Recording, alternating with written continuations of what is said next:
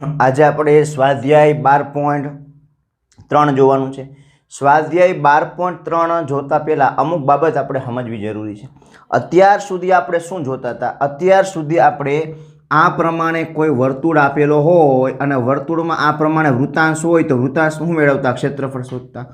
અથવા તો વર્તુળની અંદર આ પ્રમાણે વૃત્તખંડ આપેલો હોય, આ વૃત્તખંડ છે, વૃત્તખંડનું ક્ષેત્રફળ મેળવતા। એ પછી લઘુ હોય કે ગુરુ હોય।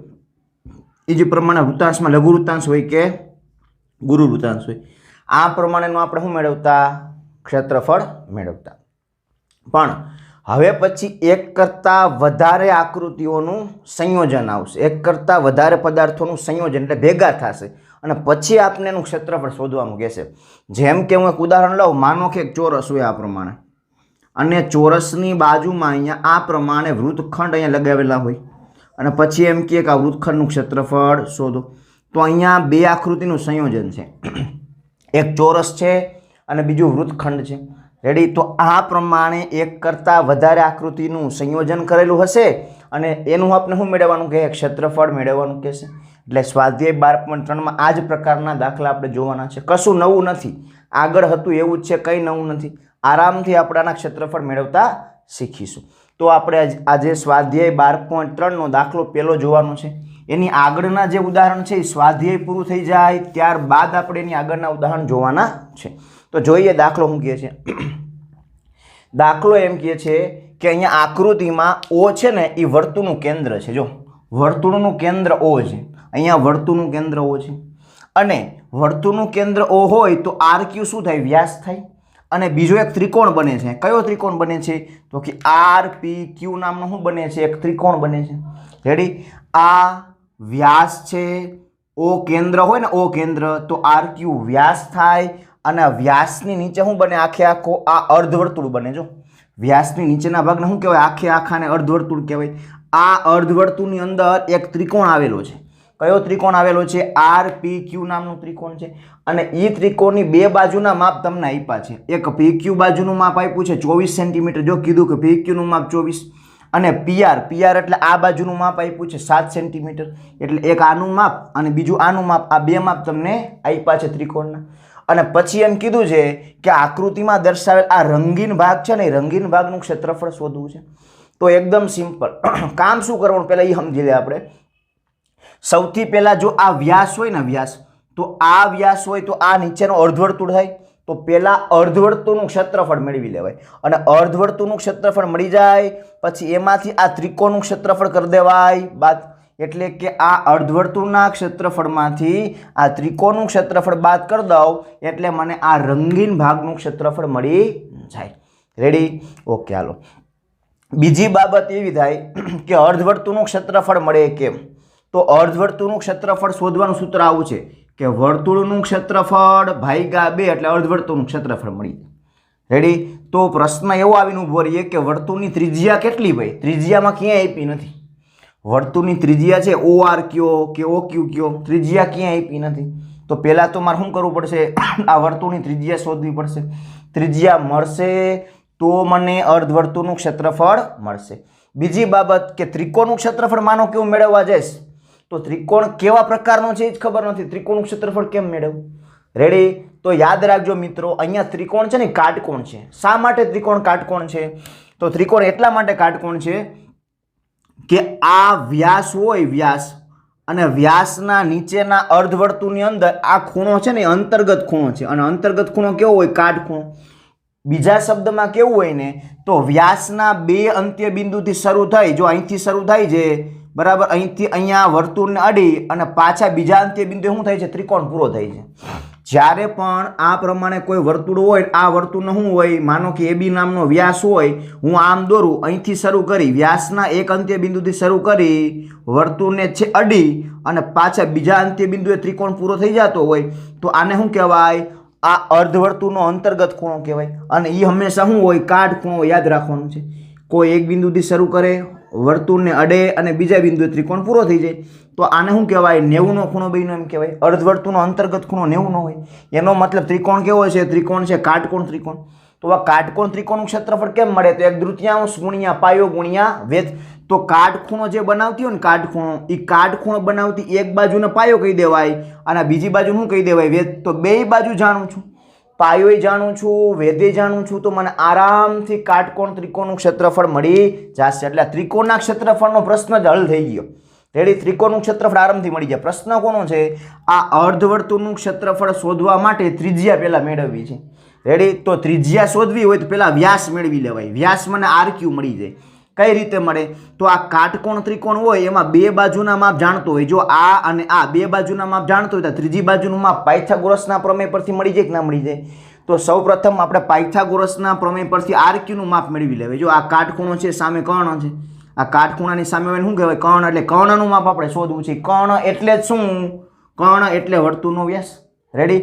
ઓકે. વર્તુળનો વ્યાસ મળી જાય એના અડધા કરી દો એટલે વર્તુળની ત્રિજ્યા મળી જાય. અને ત્રિજ્યા મળી જાય તો શું મળી જાય? અર્ધવર્તુળનું ક્ષેત્રફળ મળી જાય. અને પછી અર્ધવર્તુળનું ક્ષેત્રફળ મળી જાય એમાં ત્રિકોણનું ક્ષેત્રફળ શું કરી દેવાય? બાદ કરી દેવાય. એટલે મને શું મળી જાય? રંગીન ભાગનું ક્ષેત્રફળ મળી જાય. ઓકે. તો સૌપ્રથમ આપણે વાત કરવાની છે ત્રિજ્યા મેળવવાની. સૌથી પહેલા આપણે શેની વાત કરશું? ત્રિજ્યા મેળવવાની. એના માટે આપણે પહેલા લખવું પડશે. શું લખશે અહીંયા? કે O વર્તુળનું કેન્દ્ર છે. O શું છે? વર્તુળનું કેન્દ્ર છે. અને O વર્તુળનું કેન્દ્ર હોય માટે એમ કહેવાય કે RQ શું છે? RQ તો કે RQ એ વર્તુળનો વ્યાસ છે. RQ શું છે? વર્તુળનો વ્યાસ છે. રેડી? ઓકે. હાલો, એટલું પૂરું થઈ જાય. RQ વર્તુળનો વ્યાસ થઈ ગયો તો હવે હું એમ લખીશ કે અહીં ત્રિકોણ RPQ માં ખૂણો P કેવો છે? કાટખૂણો છે. રેડી?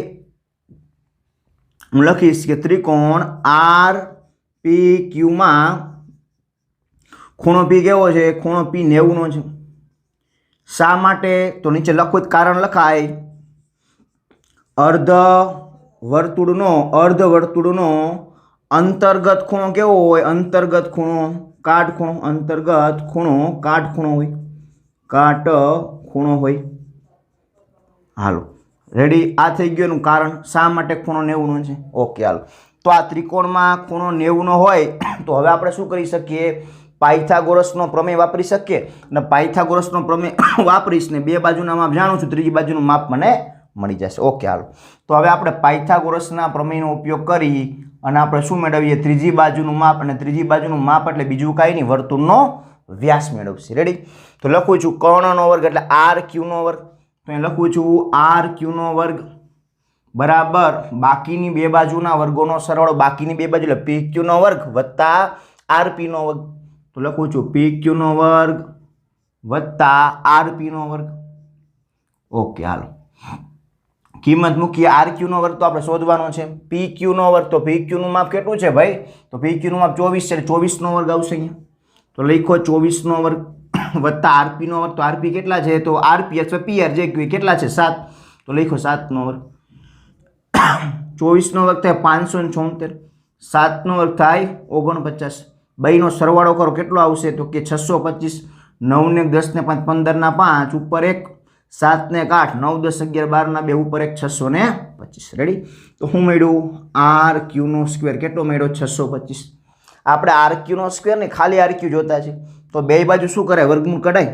તો બે બાજુ વર્ગમૂળ કાઢું તો અહીંયા RQ ના વર્ગનો શું થઈ જાય? RQ થઈ જાય. આ બાજુ વર્ગમૂળ કાઢો તો RQ ના વર્ગનો શું થઈ ગયો? RQ. અને 625 નું વર્ગમૂળ કેટલું નીકળે? 25 નીકળે. તો 625 નું વર્ગમૂળ કાઢ્યું 25 આટલા સેન્ટીમીટર. એનો મતલબ મને વ્યાસ RQ 25 સેન્ટીમીટર મળ્યો. રેડી? તો મને વર્તુળની ત્રિજ્યા મળી જાય. તો હું લખીશ કે માટે વર્તુળની ત્રિજ્યા જેને આપણે શું કહીએ? વર્તુળની ત્રિજ્યાને જેને આપણે R કહીએ. R બરાબર શું આવશે? વ્યાસ ભાગ્યા 2 એટલે RQ ભાગ્યા 2. તો RQ કેટલા છે? 25. તો 25 ભાગ્યા 2 સેન્ટીમીટર. તો આ શું મળી ગઈ મને? વર્તુળની ત્રિજ્યા મળી ગઈ. 25 ભાગ્યા 2 કરો 12.5 આવે. પણ હજી આગળ આનો ઉપયોગ કરવો છે તો 12.5 અહીંયા લ્યો તો આગળ જતાં વળી પાછા પોઈન્ટ દૂર કરીને વળી છેદમાં 10 લખવા. એના કરતાં આગળ જ્યારે ઉપયોગ કરવાનો હોય ત્યારે 25 ના છેદમાં 2 રખાય એમ. આનો ભાગાકાર કરવાની કંઈ જરૂર નથી. ઓકે. તો મને શું મળી ગઈ? આ વર્તુળની ત્રિજ્યા મળી ગઈ. રેડી? તો હવે આપણે ક્રમશઃ શું કરશી? તો હવે આપણે ક્રમશઃ પહેલાં અર્ધવર્તુળનું ક્ષેત્રફળ મેળવી લઈ, પછી શું મેળવી લઈ? ત્રિકોણનું ક્ષેત્રફળ મેળવી લઈ, પછી બેની શું કરી નાખી? બાદ બાકી. એટલે મને શું મળી જાય? રંગીન ભાગનું ક્ષેત્રફળ. ઓકે. હાલો વધીએ આગળ. तो સૌપ્રથમ વાત કરશી અર્ધવર્તુળનું ક્ષેત્રફળ. લખું છું અહીંયા અર્ધવર્તુળનું ક્ષેત્રફળ. ઓકે, તો વર્તુળનું ક્ષેત્રફળ થાય πr². આ વર્તુળનું ક્ષેત્રફળ ભાગ્યા હું કરી નાખું 2, એટલે મને શું મળી જાય? અર્ધવર્તુળનું ક્ષેત્રફળ મળી જાય. તો પાઈની કિંમત લખીએ આપણે 22/7. તો 7 સીધા ક્યાં લખાય? છેદમાં. ગુણ્યા r². તો r એટલે કેટલા? 25/2. તો અહીં r એટલે લખ્યા 25/2. પણ r² છે કેટલી વખત આવે? 2 વખત આવે. તો 2 વખત લખ્યું 25/2. રેડી? r² છે એટલે 2 વખત આપણે 25/2 લખ્યા. ઓકે, તો અહીંયા પાઈ r² નું કામ પૂરું. છેદમાં કેટલા છે? 2. તો છેદમાં લખ્યા 2. ઓકે, હાલો હવે આપણે ખાલી શું આપવાનું છે? સાદરૂપ આપવાનું છે. તો છેદ ઉડે 2 11 22 જો છે. તો 2 11 કર્યા આપણે 22 ગુણ્યા 25 × 25 એટલે કેટલા? 625 લખ્યા 625. જો આપણે શું કર્યું અહીંયા? આ 2 22 બેના તમે છેદ ઉડાડો. 2 11 22 માટે 11 લખ્યા. 25 × 25 એટલે 625 કર્યા. હવે છેદમાં કેટલા વધ્યા ભાઈ? તો હવે કે છેદ તો ઉડતા નથી. જો 2 2 ને 7 એમાંથી ક્યાંય આનો ભાગ ચાલતો નથી. છેદ ઉડતા નથી. હવે તો છેદમાં ગુણાકાર કરી નાખો. 7 × 2 = 14 ને 14 × 28. તો છેદમાં લખ્યા 28. હવે બેનો ગુણાકાર કરો. તો બેનો ગુણાકાર શું આવે? તો આપણે જાણીએ છીએ અહીંયા 5 ને 2 7, 6 ને 2 8 અને 6 ના છે એમને 6875 આવશે. 625 × 11 કરો 6875 છેદમાં 28 ના 28 જેમ છે એમનું. રેડી? હવે આનો ભાગાકાર કરવાની કંઈ જરૂર નથી. આ શું મળ્યું આપને? અર્ધવર્તુળનું ક્ષેત્રફળ મળ્યું આટલા સેન્ટીમીટર સ્ક્વેર. ઓકે, આ શું મળી ગયું આપને? અર્ધવર્તુળનું ક્ષેત્રફળ. એટલે આ અર્ધવર્તુળનું શું મળી ગયું? ક્ષેત્રફળ. હવે આપણે શું મેળવશે? આ ત્રિકોણનું ક્ષેત્રફળ મેળવશે અને પછી આ અર્ધવર્તુળમાંથી આ ત્રિકોણનું ક્ષેત્રફળ કરશે બાદ, એટલે રંગીન ભાગનું ક્ષેત્રફળ મળી જશે. તો મિત્રો આટલું લખી લ્યો. પછી આપણે આ ભૂસી નાખીએ છીએ અને અહીંયા આપણે શું કામ કરશે? ત્રિકોણનું ક્ષેત્રફળ મેળવવાનું કામ કરશે. એક વખત લખી લ્યો, પછી આપણે આગળ વધીએ. Okay, ready? હાલો,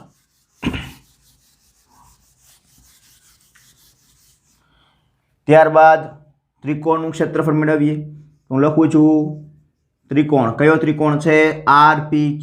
ત્રિકોણ RPQ નું ક્ષેત્રફળ. તો આપણે જાણીએ શું થાય સૂત્ર? 1/3 ગુણ્યા પાયો ગુણ્યા વેધ. પાયો કયો છે? PQ પાયો છે. ગુણ્યા વેધ કયો છે? તો કે PR નામનો શું છે? આ વેધ PR નામનો વેધ, અથવા RP લખો, જે લખવું હોય. RP નામનો શું છે? વેધ. PR કયો કે RP કયો. તો 1/3 ને 1/3 એમને ગુણ્યા PQ. તો PQ નું માપ કેટલું છે? આપણે આપ્યું છે 24. તો PQ નું માપ લખ્યું 24 ગુણ્યા RP નું માપ કેટલું? તો RP નું માપ છે RP કયો કે PR. કેટલું માપ છે? 7. તો લખ્યા 7. હવે આ છેદ ઉડાડો. 24/2 તો 12 દુ 24 થાય. તમે આનું કેન્સલ કરો તો કેટલા આવશે? 12 દુ 24. 12 ગુણ્યા કેટલા? 7 ના 7 એમના. રેડી?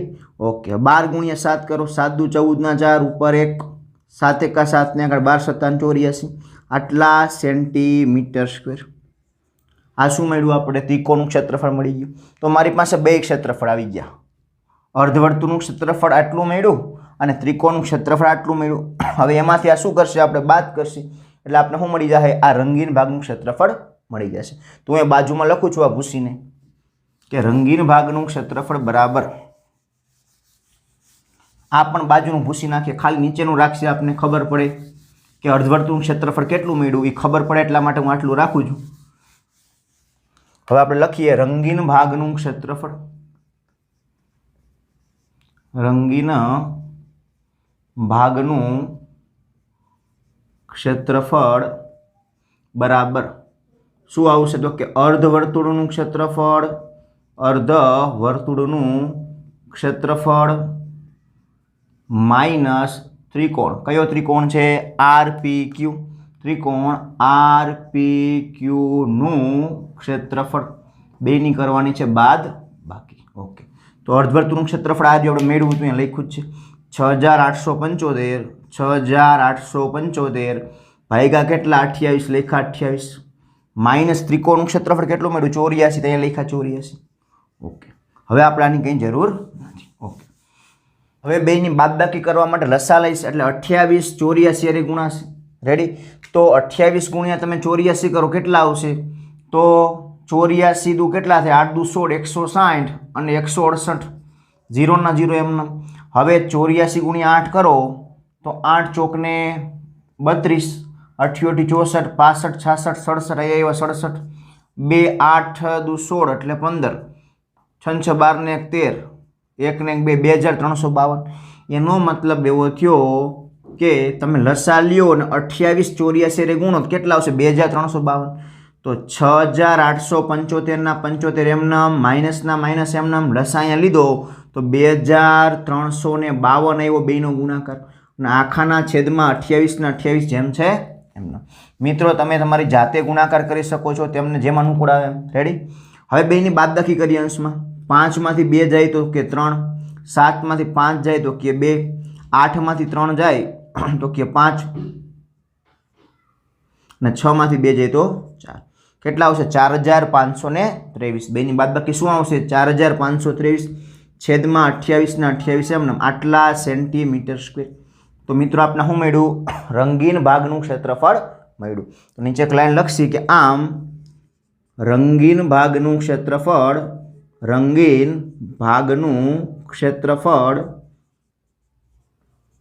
કેટલું છે? તો કે 4523 ના છેદમાં 28 સેન્ટીમીટર સ્ક્વેર છે। તો મિત્રો અહીંયા આપણા દાખલા નંબર 1 નું કામ થાય છે પૂરું। દાખલા નંબર 2, ઓ કેન્દ્રવાળા બે સમકેન્દ્રી વર્તુળો આપ્યા છે અહીંયા। તો તમે જો જેનું કેન્દ્ર ઓ હોય એવો એક આ નાનો વર્તુળ અને આ છે બીજો મોટો વર્તુળ, આવા બે સમકેન્દ્રી વર્તુળ આપણે આપ્યા છે। એમાં બંનેની ત્રિજ્યા આપી છે। નાના વર્તુળની ત્રિજ્યા આપી છે 7 સેન્ટીમીટર, એટલે કે આ ત્રિજ્યા થાય ને વર્તુળના કેન્દ્રથી વર્તુળ સુધીનો ભાગ, આ ઓડી નામની ત્રિજ્યા। જુઓ નાના વર્તુળની ત્રિજ્યા એટલે ઓથી ડીનું અંતર, રેડી, એ આપ્યું છે 7 સેન્ટીમીટર। અને મોટા વર્તુળની ત્રિજ્યા આપી 14 સેન્ટીમીટર। તો મોટા વર્તુળની ત્રિજ્યા એટલે ઓથી એ સુધીનું અંતર, એ આપ્યું 14 સેન્ટીમીટર, એટલે કે ઓથી એનું અંતર 14 સેન્ટીમીટર અને ઓથી ડીનું અંતર એટલે કે નાના વર્તુળની ત્રિજ્યા 7 સેન્ટીમીટર છે। રેડી। બીજું કીધું છે ખૂણો AOC 40 અંશ છે, એટલે ખૂણો AOC એટલે આ ખૂણો કેટલાનો આપ્યો છે? આ ખૂણો 40 અંશનો આપ્યો છે। આ ખૂણાનું માપ આપ્યું છે 40 અંશ। તો આકૃતિમાં દર્શાવેલ રંગીન ભાગનું ક્ષેત્રફળ શોધો એવું કીધું છે। તો આ રંગીન ભાગ છે એ રંગીન ભાગનું આપણે ક્ષેત્રફળ શોધવું છે। કઈ રીતે મળે? એકદમ સરળ। તમે ખાલી આટલું વિચારો, અહીંયા હું દોરું છું। માનો કે આ મોટો વૃત્તાંશ છે, જો તમને વૃત્તાંશ દેખાય છે, આ શું દેખાય છે? અહીંયા OAC નામનો શું દેખાય છે? મોટો વૃત્તાંશ આ પ્રમાણે દેખાય છે। OAC નામનો શું છે? મોટો વૃત્તાંશ। રેડી। અને આની અંદર જ એક વૃત્તાંશ છે OBD નામનો, એટલે આ પ્રમાણે દોર નાખવું તો શું થઈ ગયું? OBD નામનું વૃત્તાંશ થઈ ગયું। આ પ્રમાણે બે વૃત્તાંશ છે અને આપણે શું શોધવાનું છે? એ બંને વૃત્તાંશ વચ્ચેનો આ રંગીન ભાગ છે ને એનું ક્ષેત્રફળ શોધવાનું છે। આ રંગીન ભાગ જે દર્શાવ્યો છે રંગીન ભાગનું શું મેળવવાનું છે? ક્ષેત્રફળ। આનું ક્ષેત્રફળ શોધવું છે। રેડી। તો કરાય શું ખરેખર ખબર? તમારે આ મોટા વૃત્તાંશમાંથી, મોટો વૃત્તાંશ એટલે કયો? OAC નામનો આ જે મોટો વૃત્તાંશ છે એ મોટા વૃત્તાંશના ક્ષેત્રફળમાંથી આ OBD નામના આ નાના વૃત્તાંશનું ક્ષેત્રફળ શું કરી દેવાય? બાદ કરી દેવાય। તો તમે મોટા વૃત્તાંશના ક્ષેત્રફળમાંથી આ નાના વૃત્તાંશનું ક્ષેત્રફળ બાદ કરી દો તો તમને શું મળે? રંગીન ભાગનું ક્ષેત્રફળ મળે। તો યાદ રાખજો, રંગીન ભાગનું ક્ષેત્રફળ કેમ મળશે? મોટા વૃત્તાંશના ક્ષેત્રફળમાંથી આ નાના વૃત્તાંશનું ક્ષેત્રફળ કરશે બાદ। રેડી? ક્લિયર છે એટલી વાત? બસ આટલું જ કામ આપણે કરવાનું છે। તો પહેલા શું કામ કરાય?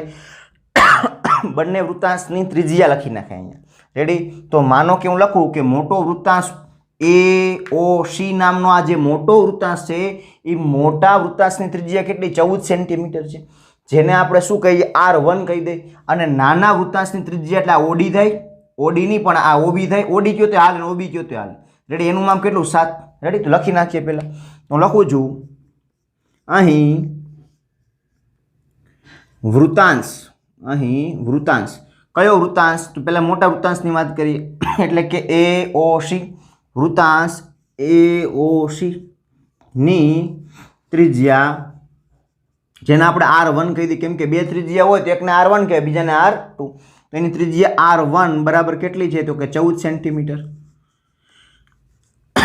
તથા બીજો વૃત્તાંશ કયો? તો કે બીજો વૃત્તાંશ છે OBD નામનો વૃત્તાંશ OBD ની ત્રિજ્યા જેને આપણે શું કહી દઈએ? R2 કહી દઈએ. OBD ની ત્રિજ્યા R2 બરાબર શું આવશે? OBD ની ત્રિજ્યા તો આવશે 7 સેન્ટીમીટર. તો લખીએ 7 સેન્ટીમીટર છે. તથા આ બંને વૃત્તાંશ કેન્દ્ર આગળ કેટલાનો ખૂણો બનાવે? તો બંને વૃત્તાંશ કેન્દ્ર આગળ 40 અંશનો ખૂણો બનાવે. તથા બંને વૃત્તાંશ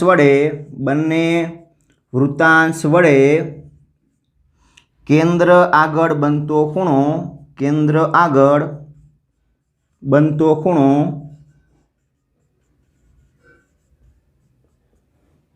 કેટલો છે? થીટા બરાબર 40 અંશ છે. બનતો ખૂણો થીટા બરાબર 40 અંશ છે. આવું લખના. રેડી? ક્લિયર છે એટલી વાત? ઓકે. બસ. તો હવે આપણે કામ શું કરશે? હવે આપણે રંગીન ભાગનું શું મેળવશી? ક્ષેત્રફળ મેળવશી. ઓકે, વધીએ આગળ. તો અહીંથી આપણે શરૂઆત કરીએ લખવાની. આ ખૂણા પછી થીટા બરાબર 40 અંશ છે એવું લખો, અથવા અહીંયા ના લખો ત્યાં લખી નાખું. ખૂણો થીટા બરાબર કેટલો છે? 40 અંશ છે. ખૂણો થીટા બરાબર કેટલો? 40 અંશ છે. એટલે અહીંથી ભૂસી નાખીએ આપણે. ઓકે, હાલો. રેડી? વ્યવસ્થિત રીતે તમે લખી નાખજો. મારે અહીંયા આગળ સમાય એમ નથી, દાખલો ગણવો છે એટલા માટે આપણે ઊભું લખ્યું છે. રેડી? તમે વ્યવસ્થિત જગ્યા ગોઠવીને લખજો. ઓકે, આગળ વધીએ. હવે લખું છું રંગીન ભાગનું ક્ષેત્રફળ. રંગીન ભાગનું ક્ષેત્રફળ શું આવશે? મોટા વૃત્તાંશમાંથી નાના વૃત્તાંશનું ક્ષેત્રફળ બાદ. તો મોટો વૃત્તાંશ એટલે કયો? OAC. તો લખું છું કે વૃત્તાંશ OAC નું ક્ષેત્રફળ માઇનસ બીજો વૃત્તાંશ નાનો વૃત્તાંશ કયો છે? નાનો વૃત્તાંશ તો કે OBD. નાનો વૃત્તાંશ OBD નું ક્ષેત્રફળ બેની બાદબાકી કરીએ એટલે આપણે રંગીન ભાગનું શું મળી જશે? આ ક્ષેત્રફળ મળી જશે. તો વૃત્તાંશના ક્ષેત્રફળનું સૂત્ર આપણે જાણીએ. શું થાય? πr² થીટાના છેદમાં 360. પણ આ ત્રિજ્યાને R1 કીધી છે.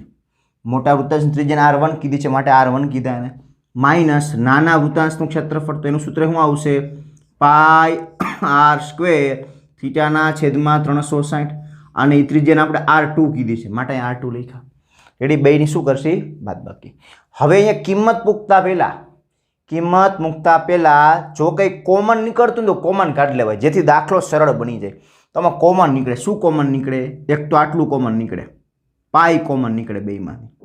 શું કોમન નીકળે? બેમાંથી પાઈ કોમન નીકળે. બીજું શું કોમન નીકળે? થીટા કોમન નીકળે. બેમાં પાઈ છે, બેમાં થીટા છે. છેદમાં શું હોય? 360. તો છેદમાં કોમન નીકળ્યા 360. લ્યો 360 કોમન કાઢી લીધા. પાછળ શું વધ્યું? તો પાછળ વધ્યું R1² માઇનસ શું વધ્યું? R2². આવું વધ્યું પાછળ. હજી કિંમત ના મુકાય, હજી આને સરળ બનાવી શકે. જો કઈ રીતે? આ ખરેખર કેના જેવું છે? x² માઇનસ વાયના વર્ગ જેવું છે.